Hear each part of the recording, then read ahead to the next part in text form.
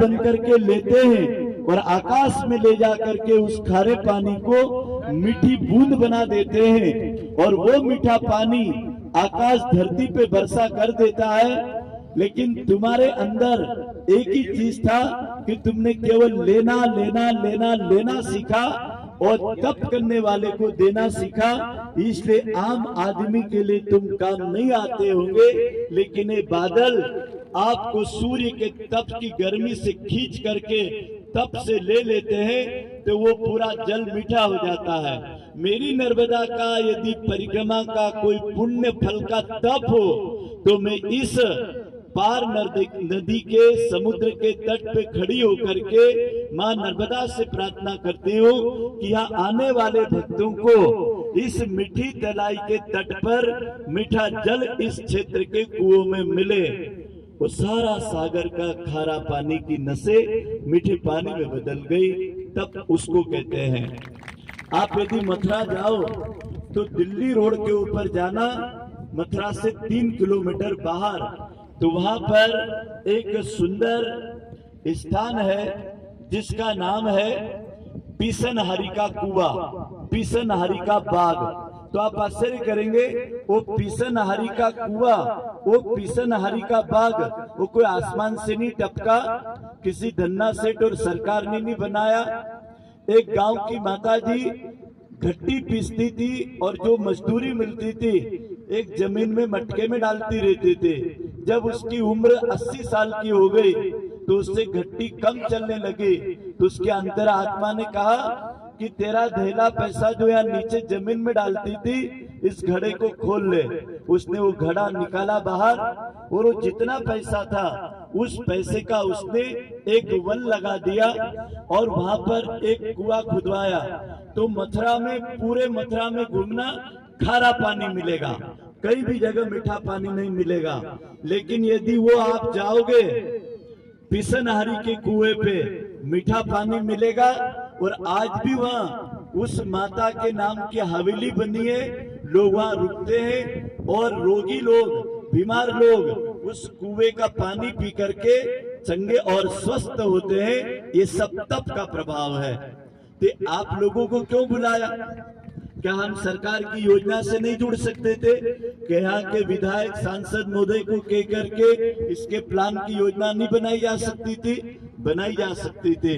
लेकिन सरकार की योजना में सरकारी अनुदान तो मिल जाता है, लेकिन वरदान, अनुग्रह, तपस्वियों का जो मिलता है वो श्रद्धा का मिलता है, वो आपकी भावनाओं का मिलता है। जैसे आदरणीय राकेश भाई की आंखों में आंसू नहीं थे, दुख के भी आंसू नहीं थे। मैं जानता हूँ जिन्होंने अपने जवान बेटे को खोने के बाद में जिस पेड़ के पास मुझे अभी ले गए और उस पेड़ को मैंने देखा राम चबूतरे पर और वहां का चारों तरफ का, तो मैंने एक भाव वहां पैदा किया। मैं कहा भैया ये पूरे एरिया का ये तो ब्रह्म स्थल है। स्वयं ब्रह्मा जी राम चबूतरे के यहाँ कहते हैं कि पीपल के वृक्ष में पितरों का, ब्रह्मा का, भगवान कृष्ण का वास होता है। मैंने इनको कहा नहीं, इन्होंने पहले से ही 8 से 10 फीट ऊंचे 4 पेड़ रखे थे वहां। उन पेड़ों को मैंने देखा उस चबूतरे के 4 कोने पे रोपित करने के लिए। मैंने कहा कि ये धर्म, अर्थ, काम और मोक्ष का पुरुषार्थ का पेड़ होगा, और वो अशोक के पेड़ थे। मैं कहा राम जी है, माता सीता के अशोक यहाँ लग गए थे। सीता अशोक नारी मात्र के कलेश और कष्टों को भी दूर करेगी। भाइयों बहनों, आप जो भी करते हैं उसमें पेड़ों में देवताओं का वास होता है। इसीलिए वट सावित्री पूनम को हमारे यहाँ वट वृक्ष की पूजा होती है। आंवला नवमी को पति पत्नी जाके आंवले की पूजा परिक्रमा करके उसको पूजन करते हैं। लक्ष्मी तरु के रूप में जिस दिन लक्ष्मी पूजन घर में होता है उस दिन लोग सम्मी के तरु की और उसी दिन लोग बेलपत्र के पेड़ की एक गमले में संयुक्त पूजा करके उसकी रज से बही खाते की घर की बरकत की पूजा करते हैं। इतना ही नहीं भाइयों बहनों, भगवान श्री कृष्ण की बाल्यावस्था की सारी लीलाएं कदम के वृक्ष पे इसलिए व्यतीत हुई कि उन्होंने बचपन से ही अपने भक्तों को वरदान दे दिया कि हरे भरे पेड़ पौधे ही जीव जगत के कल्याण के साथी और मित्र होते हैं।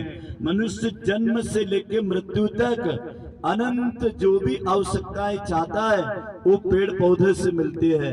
चलो हम आप लोगों की नींद खुलती है, हमको सबसे पहले प्राण की आवश्यकता होती है।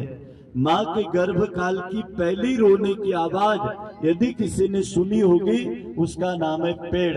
अच्छा ये बताओ 24 घंटे में हम 21,642 सांसें लेते और छोड़ते हैं। कितनी? 13,000 लीटर हवा। सोच के देखिए, यदि आप 50 किलो ऑक्सीजन का सिलेंडर लेने जाओगे 1,000 रुपए में आएगा, क्यों मोहन भाई? और आप 24 घंटे में 13,000 लीटर हवा पी रहे छोड़ रहे, किसी के पास बिल भेजा क्या किसी पेड़ ने? एक व्यक्ति को 7 पेड़ की हवा लगती है और मरते समय 6 मन लकड़ी लगती है। तो आइए इस तरु का अभी हम मिलन करेंगे। अपनी जगह पर सब लोगों को खड़ा होकर के तरु मिलन और तरु की साधना से तरु रोपण। आइए।